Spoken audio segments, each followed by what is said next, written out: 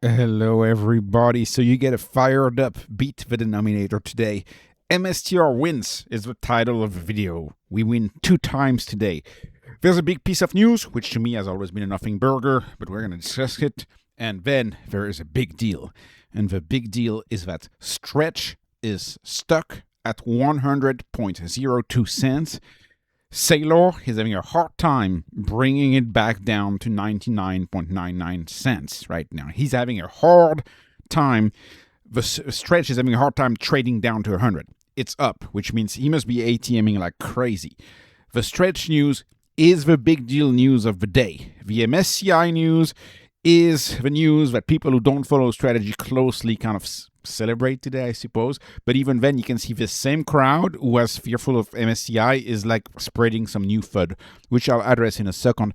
Let's talk about the price. Of course, 2 big wins today. The price will do whatever it does, okay? So today we are like outperforming Bitcoin by quite a bit. Okay, fine.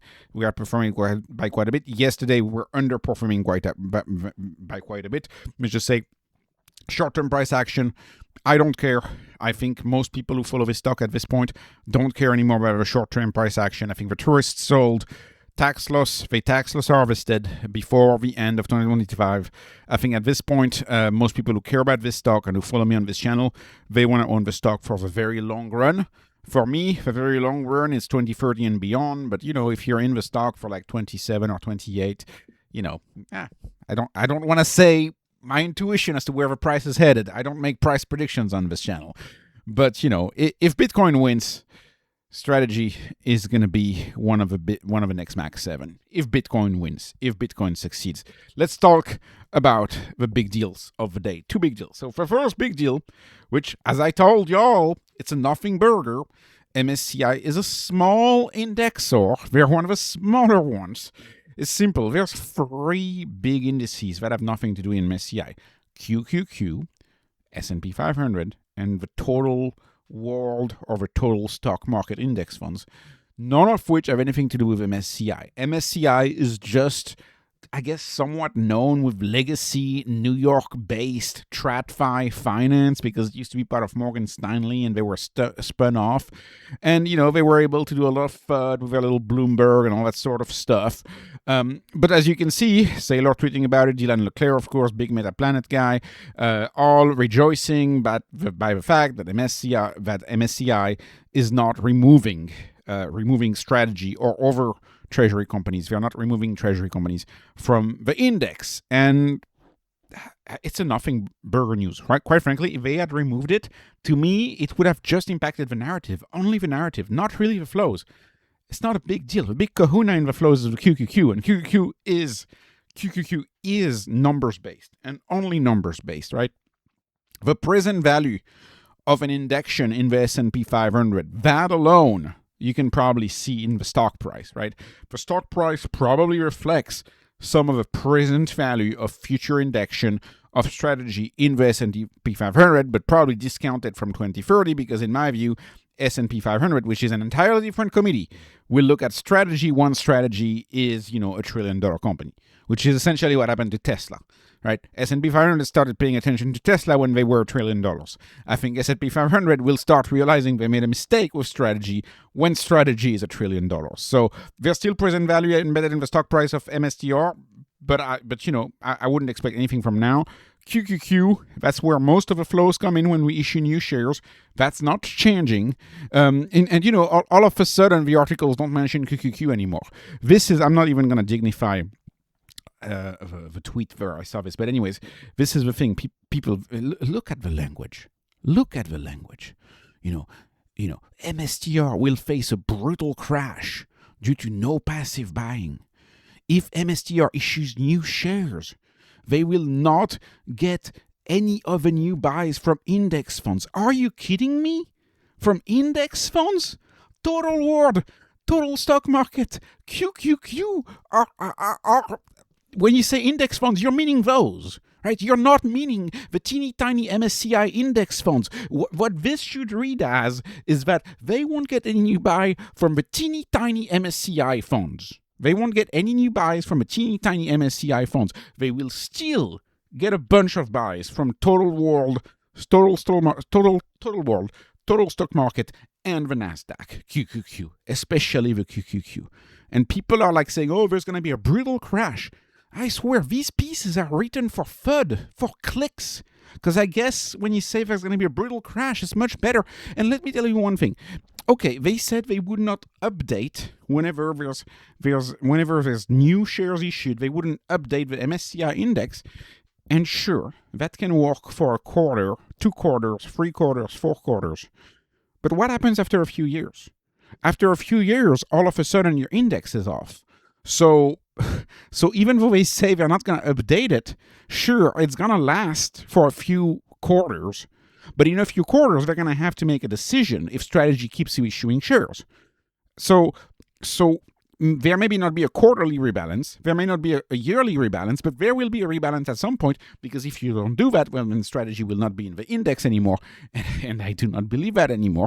Like I said, I believe S&P 500 will wake up to strategy when strategy is $1 trillion, and I believe MSCI, if it underrepresents strategy in its index due to its geriatric committee, then at that point MSCI will underperform. But this is no biggie. The biggie is that they're keeping MSTR. We should rejoice. And again, the voice is on the internet, the market. You have people who are always going to find something to be upset about and to complain about. So this was always a nothing burger. This was never going to matter. This doesn't matter. But I guess we got a good news on that one. Who cares? Quite frankly, who cares? It's a teeny tiny thing. Let's talk about the much bigger deal. And I've talked a lot on this channel about the very big deal, Stretch. Stretch is the iPhone moment for strategy. Stretch is the perfect preferred stock. Saylor said he wishes they had come onto Stretch first. If they had come onto Stretch first, they wouldn't have done Strike. They wouldn't have done a lot of your prefers. They would have just done Stretch. Stretch is the bank account that pays 11% to a billion people.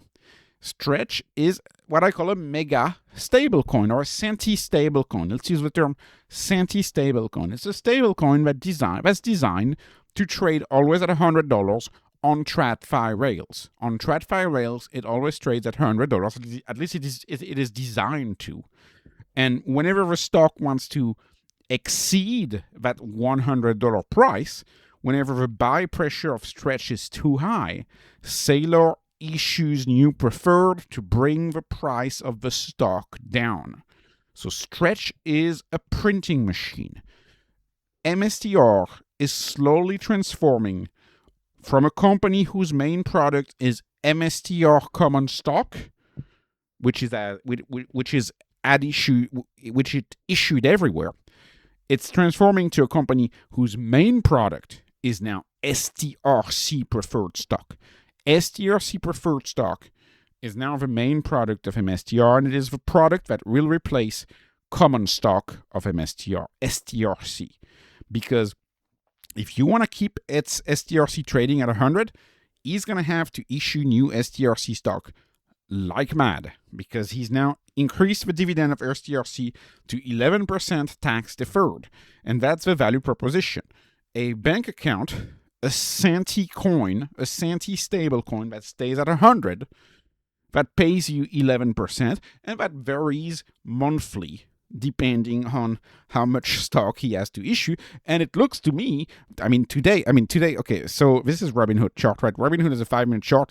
I counted 29 periods without success. He was on, and we're halfway through the day, right? He was only successful 3 times today at bringing the stock back to 100. That bar that I put on the chart, that's 100.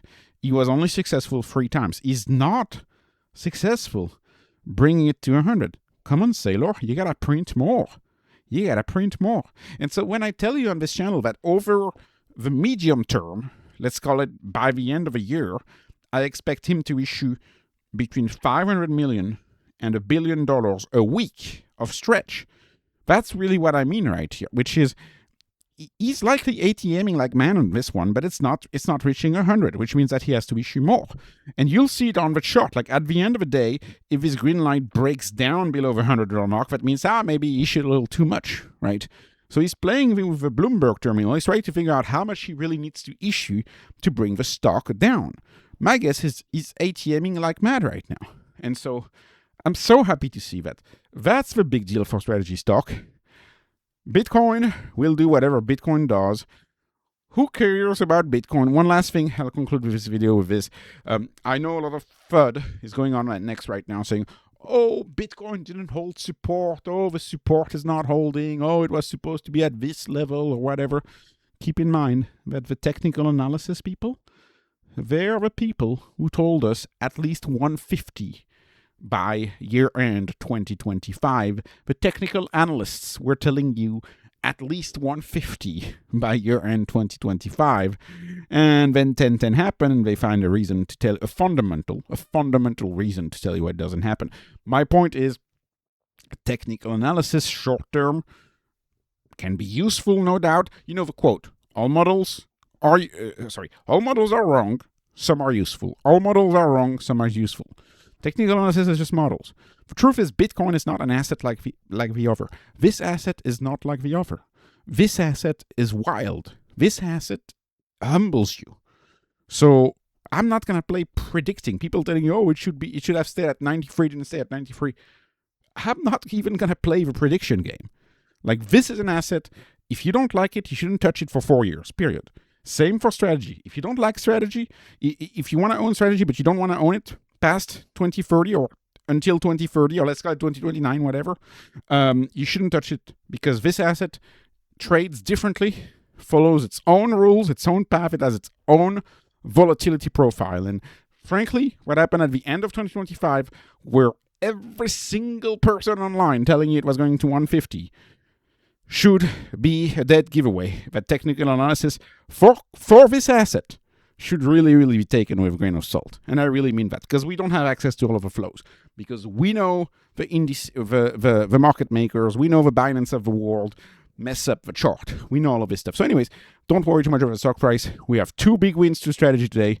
For strategy today, we celebrate strategy today. I'm very happy. Certainly, I am very happy today. So anyways, this was not investment advice. This is not financial advice. This is only entertainment. I hope you were entertained. Please like, please subscribe, follow me on Patreon, follow me on X. Thank you so much for watching, and have a wonderful, wonderful day.